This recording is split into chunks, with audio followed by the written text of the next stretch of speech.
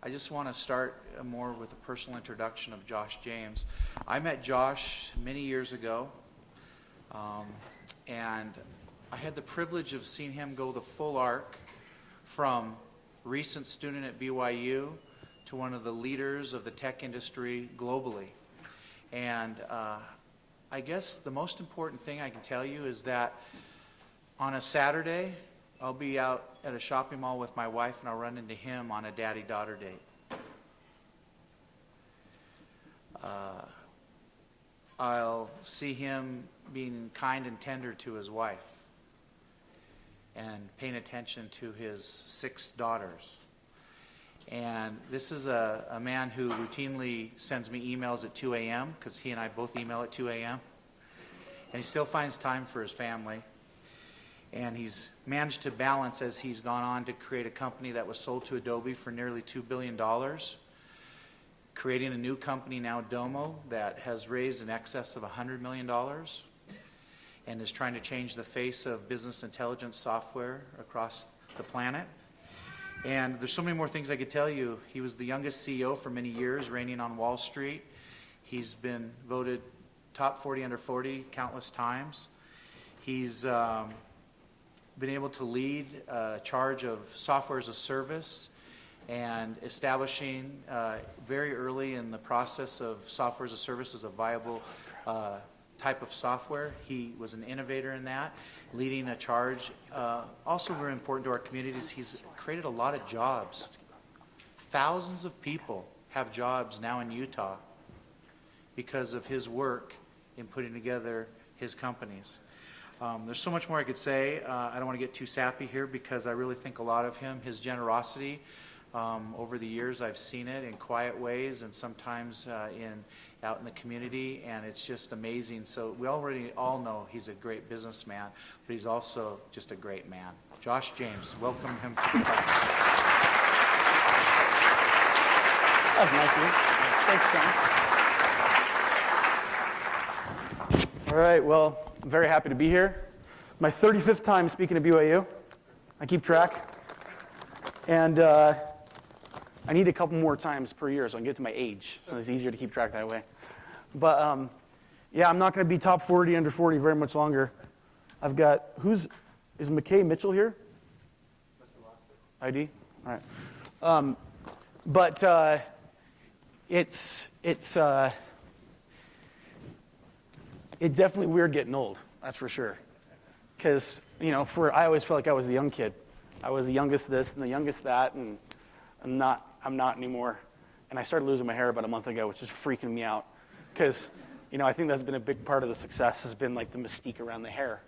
So, but, you know, today I try to pick a different topic every time I come here. Some of the stories get regurgitated, but I try to keep it fresh and have it be new learnings or just a different take on you know, how we've done what we've done, the mistakes that we've made, et cetera.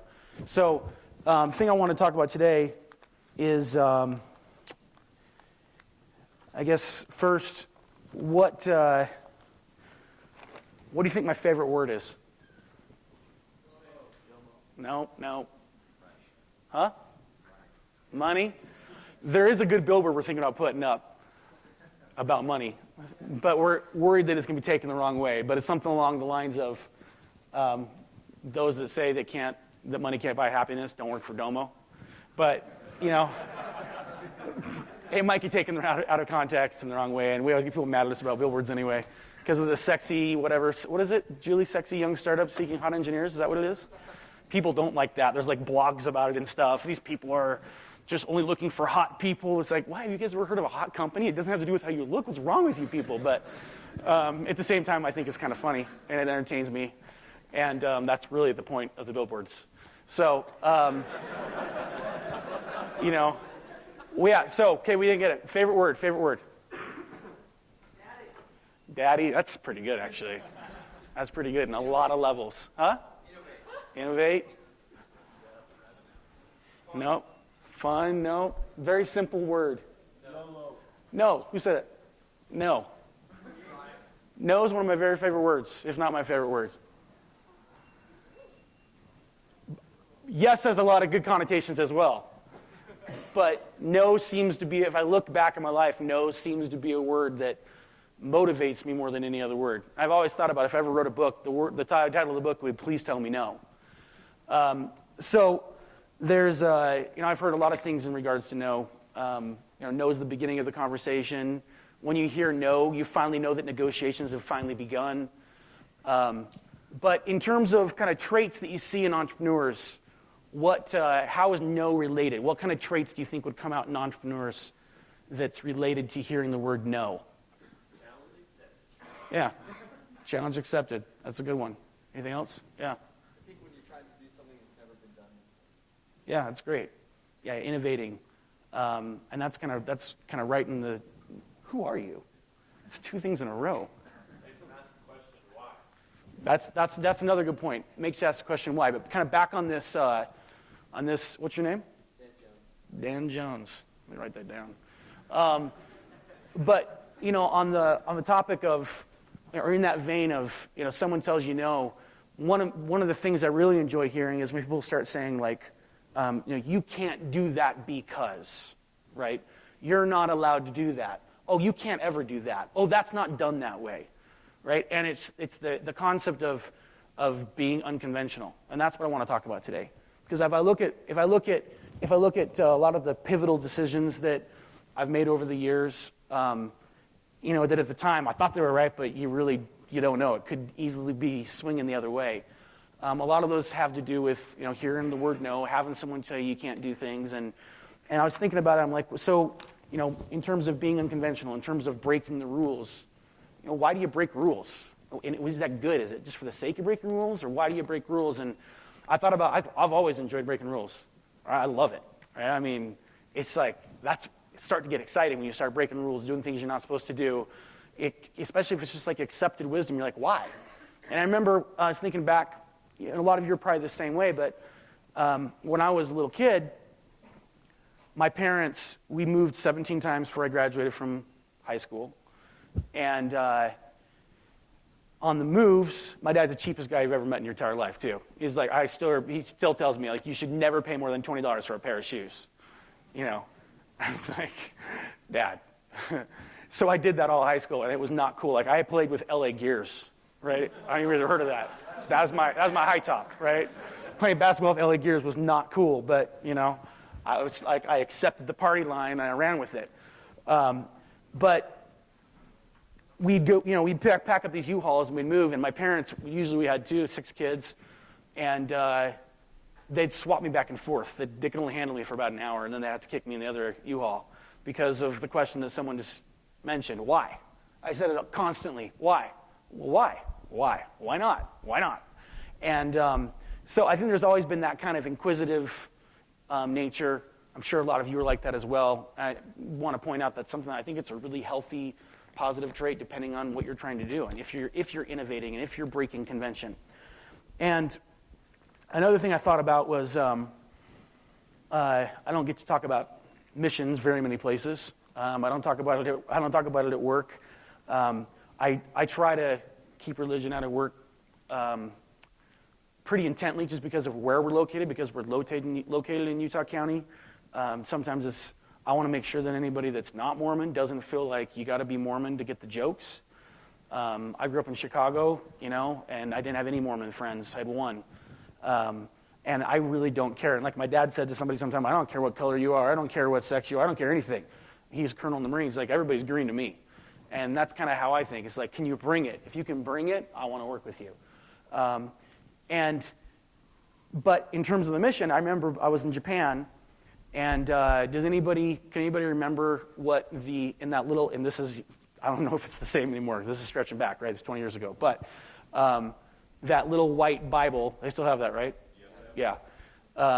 Anybody know what's on, not the first page. The first page is like a message, right? Second page. What's the second page? Anybody remember? No. Nope. It actually has to do with sales, too. Most effective finding methods. You remember those in there? I'm not. All right. Well, back in my day, down by the river, whatever, right? It was the most effective finding methods. And it was like, you guys know what the most effective finding methods are. What are some of the top ones? Referrals, members, right? I mean, someone that's friends with a member and they say, hey, I want to learn more about this. What's this about? And can you guess the last two on the list? Number 14 and 15. Attracting and streeting. And guess what? 99% of my life in Japan was attracting and streeting. It just made no sense to me. It drove me crazy. And, and I follow all the rules, except for I had a hard time getting up sometimes. Not the best morning person. But I didn't break any other rules. That I'd see this, and I'd go out and we'd be walking around, and you talk to these people, and they look at you like you're some psychopath, right?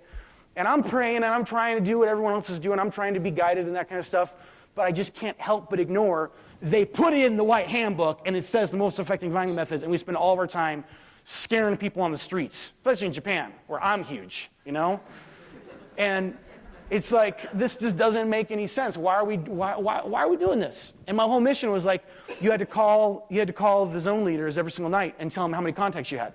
The number one goal in the mission was 130 contacts every single day. That was the goal. The goal wasn't this, we're going to try to baptize somebody every month. We're going to find somebody that wants to change their life. The goal was 135 contacts every single day. And it drove me crazy.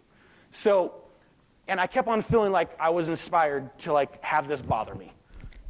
That might be a little conceited, but I thought that was true. And in fact, I know it was true, right? I mean, I felt that way. I felt like I'm learning something here, and why are things not this way? And so really started focusing on trying to find more effective ways to do things. Now, the way that I implemented it probably wasn't the best, because the zone leader would call me and he would say, how many contacts did you have? And I'd say 4. And he'd say, how many lessons did you teach? 6. It's like, what? What are you doing? Why aren't you contacting? Elder, you're supposed to have 135. Well, I didn't. I had 4, But then we went and we were really successful. And we spent a lot of time with partner families. There's a ton. Japan has the lowest percentage of Melchizedek priesthood holders in the world for any country relative to the number of members, because the families become members and the husbands don't, because they got to stay out late with their bosses and they have to drink if the boss drinks, etc. So anyway, that was really unconventional, what I did. But I was like, this is what I'm supposed to do, and this doesn't make any sense, and I'm doing it. And it caused a lot of discontent for about 6 months with a lot of people. And then I didn't have the best companions that would then try to mislead the APs when they come visit us. And they say, what is Elder James doing all the time? Oh, I don't know. What do you guys normally do in a day? I don't know. So it kind of looked like we were fighting against authority, which I don't have any actual problem with authority. We've grown up on military bases. But anyway, and that's actually, that wasn't a joke. That's true. Because you grow up in a military family and you just, you fall in line. But anyway, I was just thinking about this, being unconventional, right? How late does this go till? 4:20.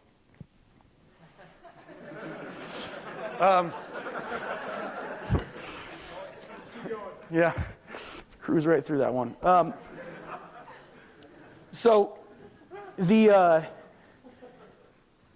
But when thinking more about kind of challenging convention, I thought about a lot of decisions that we've made over the years. I made 3 pages of unconventional decisions, and was thinking about each one of them, and I thought about kind of back at a high level. When you zig when others are zagging, why is that helpful in business? Because I wanted to make sure I wasn't bringing you guys something that I just do just for the sake of doing it, or because it happens to be fun and entertaining, or it's interesting. This has to be effective, right? And I know that it is. So why is it? Why is zigging when others are zagging effective when it comes to running, starting, building businesses? Definitely goes against groupthink, and why is that good? Why can that be good, right? Sometimes it's not good. You got to be careful. Yeah. I think a lot of times people have canned problems and answers for you, so when you give you something out of the norm, they don't have a good response. Yep. It makes them stop and rethink. Yep. Definitely true. But how does that help you build your business effectively? Yeah. Stand out. You're addressing a pain in a different way. People like trying new things. That's right. And if you think about that in terms of relative to the competition, right? I mean, at Omniture, we had 80 competitors that were backed by VCs, backed by venture capitalists, right? That had received anywhere between $3 and $100 million in capital. And we're this little startup here, running on my credit cards and student loans. That's right. I got a student loan, had zero intention of using it for school. But when you think about the competition that's out there, 80 competitors.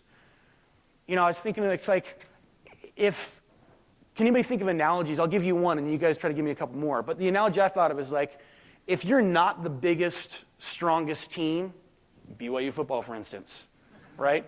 We're not going to be the fastest, biggest, strongest relative to other schools out there. We got to do different things, right? If you are going and you're going to play the biggest, fastest, strongest teams, then you got to mix it up somehow. West Coast offense, right? I mean, I think it's a really good analogy. It's like they changed it, they mixed it up, they changed the rules, they changed the definition of the game, and all of a sudden, they're not like the other 25 teams. They're different, right? And I think that's what's interesting about zigging when others are zagging. You're taking your 80 competitors, and you're now saying, actually, you know what? We're willing to compete against these 5. Now, the downside is you may be wrong. If you're wrong, it's over, dead, right? Before you get going, dead. But if you're right, then you've narrowed the competition. And the one example I thought of relative to that is, I really like buying companies. I think it's really fun to do when you have a big company. Go out and acquire companies. We acquired 7 companies at Omniture, all in the span of about 3 years when we were public. And we had a bunch of other competitors that were public as well. And the way I think about it is, okay, if you take, let's say, 10 companies, of those 10 companies, there's probably about 20 competitors that were public that could have been competitors or were competitors. And if you think about those 20 companies, probably only 10 of them were even thinking about doing acquisitions, right? Had the capacity, had the capital, had the liquidity, had the mindset, right? They weren't focused on something else. Something else wasn't broken. So all of a sudden you've narrowed it in half, right? Now, if then on top of that you say, and we're going to be really aggressive, we're going to move fast. Just by moving fast in corporate America, you're automatically going to be in the 50th percentile just by moving fast because so many people are so slow. It'll drive you crazy, right? It drives me crazy. So now you're down to 5 companies. And then if on top of that, you can figure out how to integrate companies really well. And maybe you can be smart in a few things. But you went from 20 competitors down to maybe 2 or 3. And all you did was say, we're going to buy companies. Now, if you're not successful at it, then you could, again, the whole thing could be over. But if you are successful at it, you've by definition changed the rules. And you've changed the definition of the game. And you've changed the game itself. And now they have to play by your rules. And you're the ones out there defining to the rest of the marketplace, this is what we're trying to accomplish. And everyone else looks like they're behind. So that's, those are some of the reasons why I like kind of being unconventional. Can you guys think of any other analogies? Anybody pop into anybody's head? Yeah. Boise State football. Okay. What about it? Are you just one of those dumb jobs? Boise State football. If you remember the 2007 Oklahoma Fiesta Bowl, they did the Statue of Liberty pass. They did the hook and ladder. Oh, so you're saying that's an example that falls in line with that analogy. They mix it up, and that's a good point, right? Because they're not as big and fast as some of the SEC teams. That's right in line with the analogy. Some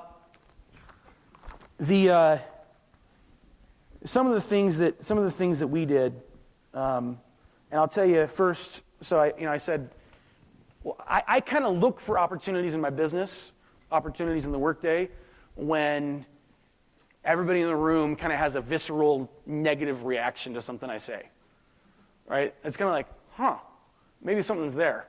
It might be the dumbest idea in the world, which is why they had a really negative visceral reaction. It's going to be one of those two, right? And the majority of the time, it's like, that was a really dumb thing to say, Josh. And I just kind of back away and rarely be like, oh yeah, that was a dumb thing. I don't do that very often. But every once in a while, Julie's here, someone that works with me, so she knows. Once a year, I'll be like, oh yeah, I screwed up. My bad. You're right. I'm wrong. Let's not talk about it anymore. But it's either going to be that, or it's going to be you just identified something that no one else is going to do because they have such a negative reaction to what you just proposed, right? Their knee-jerk reaction is like, oh, you can't do that. Oh, you shouldn't do that. Like, well, if we can make that work, we've now narrowed the playing field dramatically. So one of the things that we've been well known for, first I was going to tell you 2 examples of really stupid things that I did, just so when I go through all the really genius things, you guys don't think I'm too excited about myself. But one of the ones, this is a really dumb one. I got shut down early on by my team at Omniture with a couple of ideas that I thought were really good ones. And so I kind of went too far to the end of the spectrum. And like, next time I have an idea about something, I don't care if everyone thinks it's dumb. Like, I'm doing it no matter what. No matter what, we're doing it. And I had this idea that we would put out a book and we'd send it to everybody, all these potential customers, like 1,000 potential customers. And the title of the book was Everything You Need to Know About Web Analytics, which is what Omniture was, web analytics company. And they'd get these books, and then inside the book, it would be completely blank pages, and it would say, give us a call, and we'll send you the real book, right? Because we're trying to get people to call us. That's the whole point. Call us on the phone so we can talk to you so we can sell you. It really pissed off people that I put 1,000 books together that were a complete waste of paper and killed trees. And, you don't think about that living like in, let's all bring our automatic weapons to school state. But when you're going after a bunch of companies in Silicon Valley and they're all like very conscientious about this stuff, which I should be as well. And then at the same time, we happened to run out of money, so we didn't ever send the follow-up. So it was just 1,000 books out there floating around with no real books that ever got printed. So that was really embarrassing. And we kind of didn't ever talk about it at the company for like 5 years. So we never talked about it. Another one that I thought was a really good idea, I was like, genius, right? And this is when I was like 24. So approaching your ages. I was 24 years old, and we had this great product. We were trying to sell it. We just needed people. If we could get people on the phone, like, we could close them. It was a great product. And how do you get more people? So we're like, what are some inexpensive things that we can do to just get people's attention, just so they know who we are? Because we know with 80 competitors, all these deals are getting done. Our competitors are signing. We see these press releases all this time of these customers that they're signing up. How do we get them to know about us? And how can we do it like guerrilla marketing? And I'd come do a whole thing on guerrilla marketing because I loved that class when I was here, and we've done a lot of guerrilla marketing over the years. And we were trying to brainstorm thinking of one, and the one that we thought of was we were going to do an International Pizza Day of Love. And we would target, there would be like 1,000 companies, and we'd send 1,000 companies a large pizza, because it's only $10. That's $10,000, and you get 1,000 companies, and all of a sudden they get this pizza showing up from Omniture. That would have been really, really cool, And everyone at the company thought that was a really, really, really dumb idea. And I still want to make it work. So maybe someday you'll see the International Pizza Day of Love. But anyway, that was one of the ones that's probably dumb and got shut down, and I haven't figured out how to execute well on it yet. But back to the good ideas, and you can see if you think about being in, a corporation, right? Not a bunch of kids sitting around in the dorm room thinking, let's go do something, let's be crazy. But like, we're spending real dollars, right? We're spending real money. We're trying to have a corporate presence. We're trying to get customers. And I went to this trade show, and at the trade show, it was every 6 months, our biggest competitor sponsored a lunch. And they had this magician come up at lunch. And this magician was like, his whole shtick was around, this is a really dumb name of a company, my competitor's name, and you can see why they lost. They lost probably just based on this alone. The name of their company was Website Story. It's really stupid. Maria, right? I mean, that's the only thing I thought of every time. But this guy, this magician's up there, and he's like, doing his shtick, and like every other word was Website Story, Website Story, Website Story. And every time he said it, I was like, oh, I hate these guys. I hate these guys. I hate these guys. I hate these guys. Because all of my potential customers were hearing their name over and over and over and over and over again. And if you wanted to be like a platinum sponsor at the trade show, you had to spend like $100,000. And these guys only spent $10,000. They had a magician that was actually pretty entertaining. It was really well done. And I was really jealous. And I was like, 6 months later, when the next one comes around, like, we're doing this. I don't know what we're doing. We're doing something, though. And so we're sitting around at the conference room in my office, and I was telling people, I went to Japan on a mission. In Japan, everything's rock, paper, scissors. Like, you could divide this whole room. Japanese people are amazing. They could divide this whole room into like groups of 6, ordered by birth, and they do it in like 14 seconds. The whole thing's done. It's the craziest thing you've ever seen. So I was like, that'd be really cool if we could rock, paper, scissors. And then there's a lot of people like, you can't. These are professionals.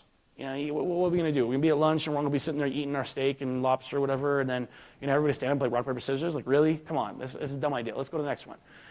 And we kept on, being insistent on that. Got a couple people on my side, and then we started like, okay, let's not say no. Let's stop saying no. Stop talking about all the stupid things. Like, how could we make it cool? And that's one of the big tips that I'll give you, is if you're trying to figure out how to do something unconventional, get the naysayers the heck out of the room. And if they can't figure out how to not be naysayers, then they can't be invited to the room anymore. Because you're not saying that you're going to go and just do every stupid idea you come up with, but at least explore it to try to make it a cool idea. And when you have the best possible idea in its best format, then decide whether or not it's stupid. Then decide whether or not you're going to get sued. Then decide whether or not you're going to go to jail. Because the lawyer and the CFO, that's the things that they think about, and that's what they're paid to think about. And I have another funny story about that.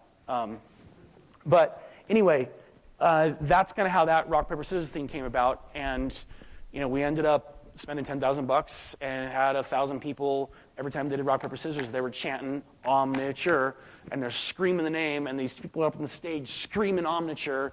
And we went from literally no one knew who we were, right? I was 26 years old or something like that. I didn't have a reputation. I had a lack of a reputation. And after that day, everyone knew who Omniture was. And our business just went through the roof. So that was something that was very unconventional. It could have been extremely embarrassing, right? And it all had to be executed really well. You had to get the person up on stage that was really good at doing those kind of things and getting people involved and being excited. But that was something that worked out really, really well. And by the way, if you've got questions along the way, I think we have questions at something afterwards, but feel free to interject as well along the way. So next thing I was going to tell you about, one thing about building a tech company in the state of Utah is if you're going to build a company here, you have to go to Silicon Valley a lot. If you don't, you're not going to be that effective. You have to understand what's going on. You have to be in the flow. That means you have to get on planes, and it kind of blows. And you got to, do a lot of day trips. And day trips are the worst. I don't do them anymore. But going and doing and being out there is important. So I'd go out. Sometimes I get on a plane just to go to a cocktail reception, because I knew certain people were going to be there. So I get on a stupid plane, go to the cocktail reception, talking to people, everyone's drinking. I'm trying to figure out. This is still when I was experimenting with Ezra Taft Benson milk, or you drink Coke and shaking like that, after 3 hours of drinking Cokes. So I'm going to give you another big tip. The tip is virgin mojito. Okay? Amazing. Because it's sour and it's sweet, so you just sip it instead of drinking a lot of it, so you don't drink as much as you drink Coke. It doesn't have caffeine. It's not water, so you're not going to the bathroom the whole time. And then you can decide for yourselves, Benson liked doing milk, but then everyone talks to you about the milk. And I don't really want people to talk to me about stupid milk. This got little leaves in it, so people are just oh, what's up, how you doing? They talk to you about you instead of your drink. Anyway, that's my spiel about virgin mojitos. So, what was I telling you about? I got stuck on oh yeah. So I go to this reception, hanging out, and talking to these guys, and this guy comes up to me, and he's like, hey, I heard from Chris Red that you guys got a great company. I'm really interested in it. We want to come talk to you. Tell me about what you guys are doing. I tell him all these things, and we talk for 20 minutes. He's really excited. We had a good company, but people weren't paying attention. They didn't know what we were doing. So I was so excited. This guy, Neil Weintraub, 21st Ventures, he's really big VC, and I'd seen his name in a bunch of magazines, and then all of a sudden, there's several hundred, probably 200, 300 people at this thing, lots of noise. It was some big launch party, and he's like, wait. Where are you guys located again? And I said, Utah. And he's like, walks away. Is it? End of conversation. I was like, what? Who is this guy? That's it? But that was the convention at the time. You can't build good tech companies in Utah. And, I had a lot of people telling us that, and a lot of VCs telling us that. And, you go and you get investors here, and at the time, back in the 90s, the only investors that invested in tech companies were I own this apartment complex, and I own that apartment complex. Wonderful people, but they don't know tech inside and out, right? Which you're at a disadvantage compared to guys out in guys being used as unisex, guys out in Silicon Valley starting companies that have all these entrepreneurs that are investing in their companies, giving them lots of advice. And so there were some things that were difficult to do. That was definitely you can't. And to toot our horn a little bit, Omniture ended up being the fastest growing public software company in the world. 2 out of the 3 years we were public, and the other year it was second fastest growing. We were the #1 venture capital investment out of 1,008 deals in the world in 2004. Out of 1,008 deals, we were the #1 performing investment.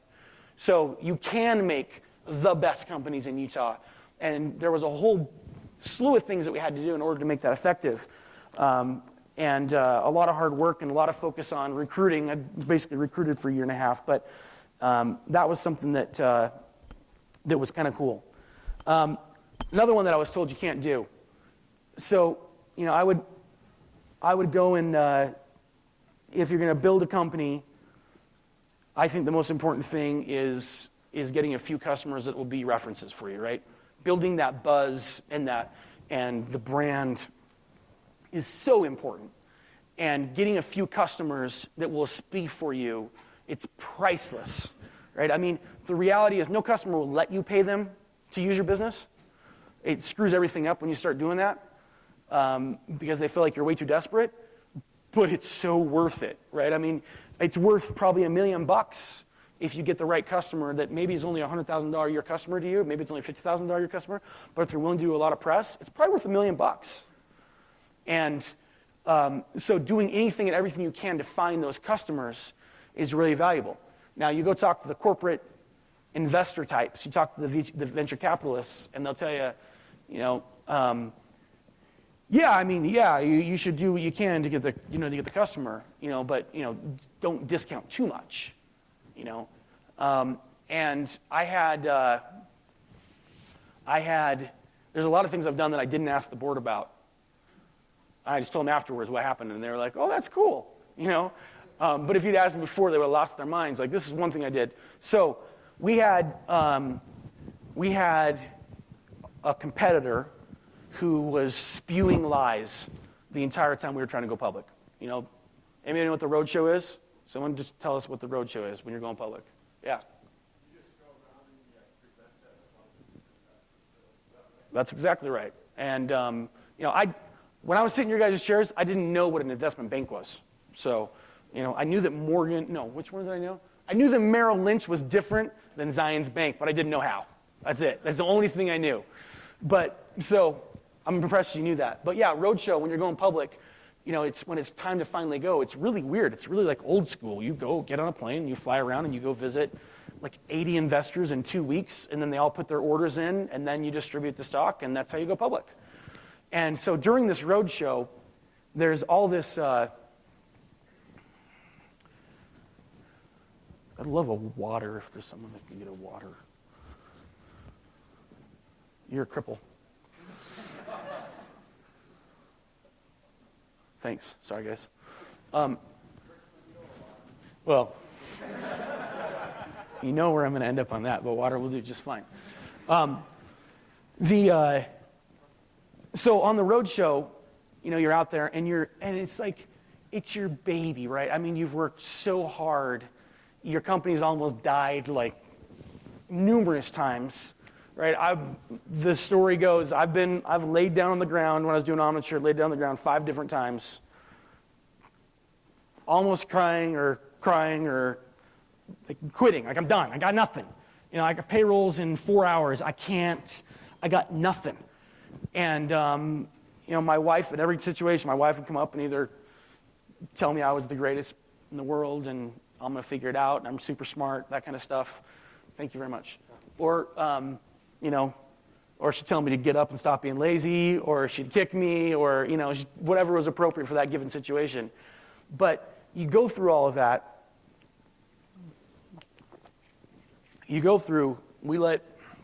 I had to let 48 people go 2 weeks before Christmas with no severance in 2000. You live through those really bad times, and you finally get this thing there, and you've tried so hard, and you've tried to be ethical, and you've tried to be good, and you've tried to treat people fairly, and then you're going public, and your competitor starts lying about you, just like blatant, flat-out lies. And the ones that were rampantly being spread were Omniture is about to lose 8 of its top 10 customers.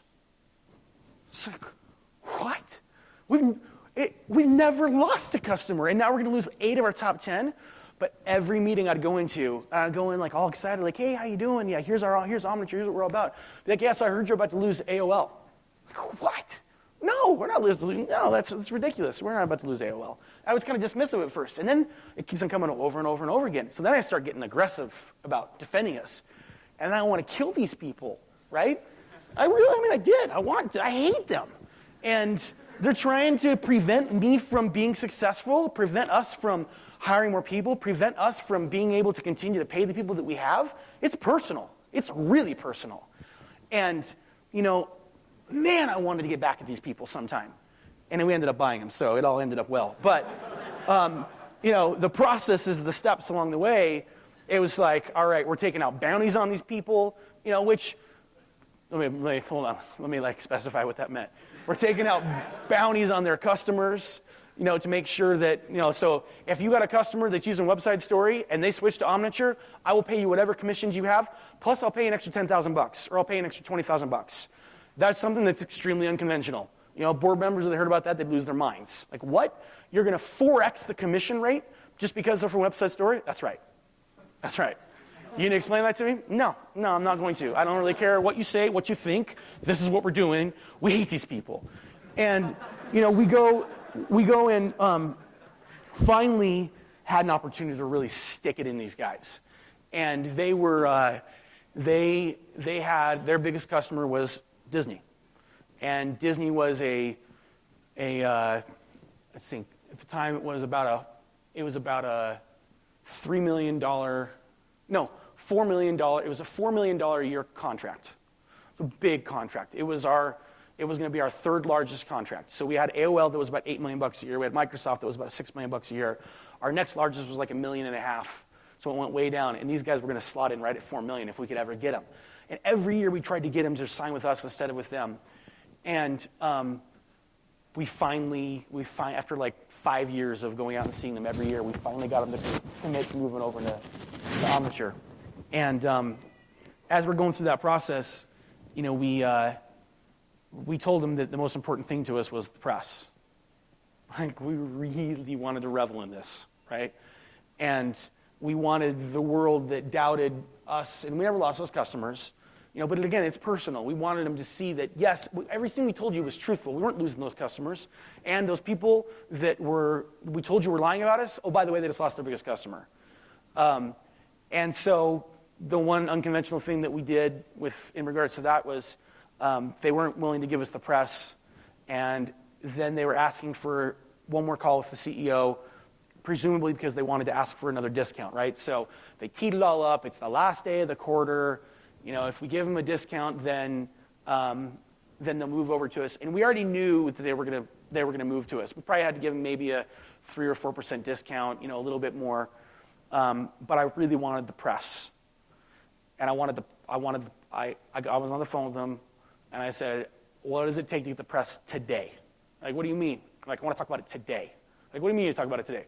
I want to put out a press release that says Disney is switching from Website to Story, and I want it in the title to Omniture. What's that going to cost me?" And he's like, "Oh, I was just hoping to get another small discount. We can't. Disney doesn't do that. No, you don't understand me. What does it cost me? Just tell me the number. I'll tell you no. You tell me the number." Oh, I guess if you got maybe if you got 15%, I'm like $600,000 a year, done. And again, not something that people would have necessarily liked, but it did a lot of things. A, I got to send out a press release that day. B, we ordered several hundred Disney plush toys, and we sent them to every analyst, press writer, influencer that had anything to do with online marketing with a little tag that says, "Omniture is very proud to welcome Disney as a customer," and everyone knew they were our competitor's customer. But the other thing it did is it taught everyone, don't mess with us, right? It scared the salespeople in the other organizations. And that was something, when it comes to like B2B selling, where it's like salespeople, where it's human emotions, and that was something that was really valuable. Let's see. Another one I tried to get Yahoo Japan. We were trying to get a press release from them, and the whole Japanese management team told me there was no way we were ever going to get a press release from them in the next couple of weeks before our earnings call, and I really wanted it before our earnings call. They're like, it's just not the way that it's done in Japan. It doesn't happen that way. It's not, you don't understand, Josh, it's not the way that it works, you know. And the foreigners love doing that to Americans when we go over there, like, oh yeah, you don't understand, this is not how it works. And so I went to the sales guy who loved to wear a Dolce & Gabbana belt, the big DG thing, you know, he's so into the brand. So I went and I called him, I said, listen, so I said, you get him in the next 2 weeks, I will take you to Dolce & Gabbana, and I will spend $10,000 on you. Like, underwear, everything, man. You get whatever you want, head to toe. And he's like, Kashikomarimashita, you know. And 3 days later, I had a signature from Yahoo Japan that I could use their press. So, you know, again, a little unconventional, but a lot of things happen, you know. There's so many good side effects that come along with it, right? So all of a sudden, this guy loves me, which is great. I love him too, but he's like, he loves telling the story. Every time I go to Japan, and I still see him, this is like 7 years ago, every time I go to Japan, he wears that suit. I just saw him like 2 weeks ago. He's wearing the suit, you know. He tells everybody about it. And so it's like there's all these cool things that come along with, you know, doing things that seem a little crazy. And it's not that crazy. I mean, it was totally worth me spending $10,000 to get those guys to say that Yahoo Japan was a big customer of ours. We opened up an entire office over the weekend in AOL, in DC. We were told that you can't use the earnings call when you're a public company to pitch your product. And I had an earnings call. We were starting to lose customers to this one company that was like really secretive. And I started telling people, we said 13 times the next earnings call that we were a massively parallel nth degree processing company that had nothing to do with our earnings call, but it was just something that was really important to do. We were trying to collect our cash up front at Omniture for a long time, and we couldn't get customers to pay more than about 15% of our customers would pay us up front. And then I pay more commissions, and next year I get it to like 17%. And then next year we pay more commissions, and we get it to like 20%. I'm like, it's so frustrating to me.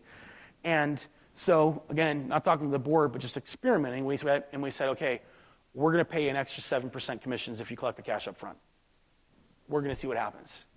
Lo and behold, next year we collect 70% of our cash up front, right? And now all the sales team believes that they can do it, because they were the ones that were telling me, you can't do it. The customers won't do it. I'm like, okay, that's fine. You're going to lose, your commission rate's normal, but you get an extra 7% if you can figure out how to help them do it.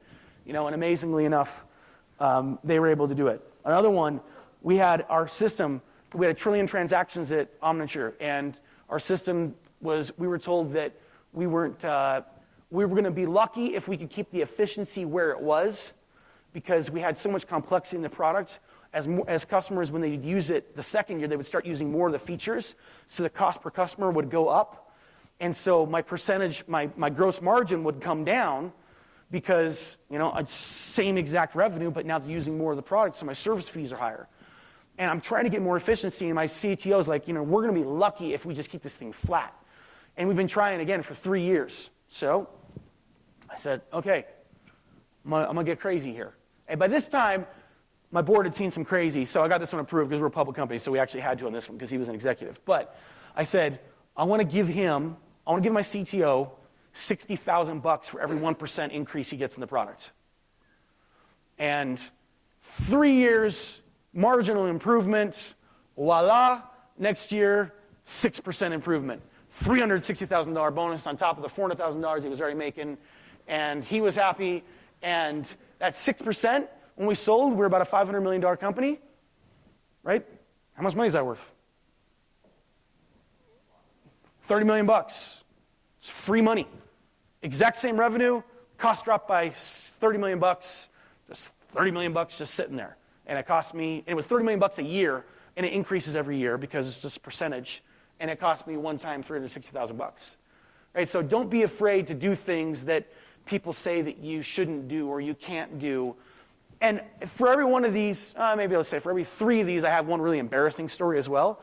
And that's okay. You got to have that kind of environment that people are okay with that. Last thing that I want to share with you is I bought this, so Domo, I went and I bought a company. I started Domo, I went and bought a company for $14 million. I turned around and went to go raise some more money, and everyone told me maybe you can get $30 million valuation. And I was like, yeah. And the Adobe thing had just happened, and we got in a fight with them a little bit, and I kind of felt beat down a little bit, and I was like, yeah, maybe we can get 30, 40 million bucks. And then one of my friends, he's like, dude, what are you doing? You should go get a $100 million valuation. And I'm like, yeah, I should go get a $100 million valuation. That was it. That was the only difference between me getting 30 million and me getting 100 million. I would have just went and gotten 30, 40 because that's what everyone was initially offering, and that's what everyone told me was conventional wisdom. And I was like, wait, why can't I just go out there and be like, you see what we did last time? You don't have to invest, but I'm not going to take money until we get this kind of valuation. And 3 people told me no, and then all of a sudden somebody bit, boom, instead of 100, we got a $130 million valuation. 3 months after, we had a $14 million valuation. And so it's just that kind of unconventional thinking, I think, can make a massive, massive difference. And one of the things that happened with Domo, you have to sign an NDA to see our product.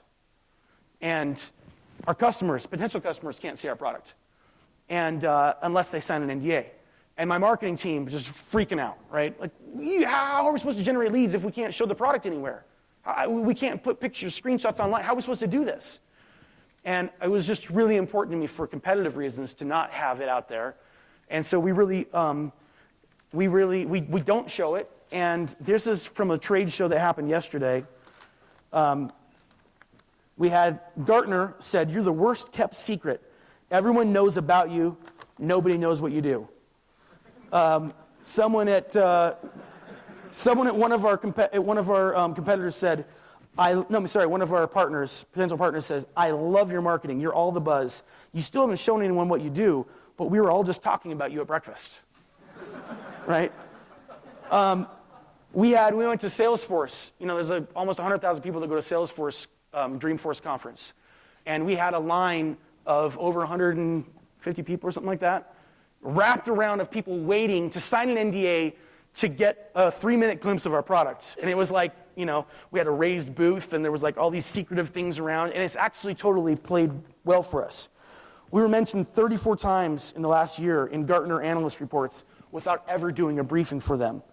And then, even though our marketers say, we feel like I'm trying to market with one hand behind my back, one of our big competitors just came to our booth just yesterday and said, hey, what you're doing, it's not going to work. And our booth was busy the entire time, the busiest out of everyone at the whole Gartner conference. And then we had another one that came over and confided in one of our marketers, said, this is MicroStrategy. They said, no one knows what you guys are doing at our company. It's really frustrating. So, don't be afraid to break the mold. Don't be afraid to do things that you're not supposed to do. I was just talking to a top 10 private tech company in terms of valuations. If you look at all the private companies that are out there that are tech, and you rank them, one of the top 10 companies, I don't want to tell you which one, but I went and I spoke to them, and they asked me to come and speak to their executive team, and I was giving them some advice, and at the end I said, one of the most important lessons I learned is make sure that you have all this passion as entrepreneurs, as people that are starting businesses, people that are getting out there, you have all this passion for your company and your business. Make sure you have more passion about your family. Make sure when you go home, you put your A game, you get your A game on. You think about what are going to be my moves when I walk in the door? How am I going to interact with my kids, with my spouse? How can I be the best possible person I can be? And don't forget that. Don't forget to spend time with the people that are most important as you're going through trying to start something up. And at the end, the CEO said, yeah, all that was great advice except for that last thing. Like, everybody here, just ignore that last thing that he just said. And he was kind of half joking, but he kind of wasn't. And that kind of made me a little sad. But that's one thing I love about BYU, right? That's one reason I love coming back here, is because this place is a different place. we are taught about eternal perspective. We are taught about things that are really important. So, I'd say go out there and break that conventional wisdom that you can be a parent, you can be a spouse, and you can build a successful business. Peace out.